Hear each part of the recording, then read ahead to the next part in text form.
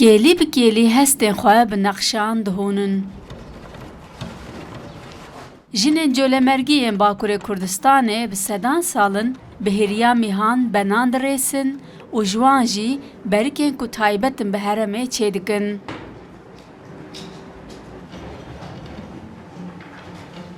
Nexşên berikên ku cor bi corin wek Canbêzar, Çilgul, Gewdan, Gulhezar, Herkî, Lûleper, Şahmaran hatine binavkirin û her yek ji wan nîşaneya hestekî ye û navê xwe jî ji navên eşîr û xwezaya herêmê wergirtine. Lûleper jî ya vêreye, Canbêzar jî canêya raçandî hindî bêzar bû navêkiya Canbêzar. Gele nexşekî zor e jî, ev jî nexşekî zor e, gulsaya zor e.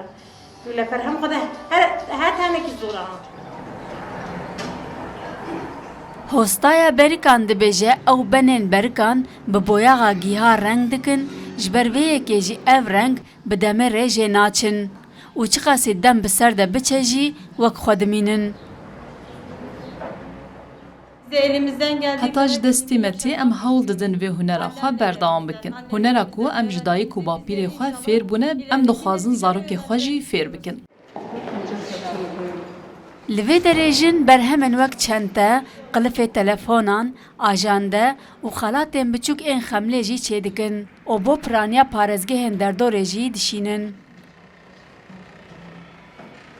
Nirxê berikan jî li gor mezinbûn û biçûkbûna wan diguhere û di navbera 3 û 5 hezar lîreyan tê firotin ku derdora $250 dike.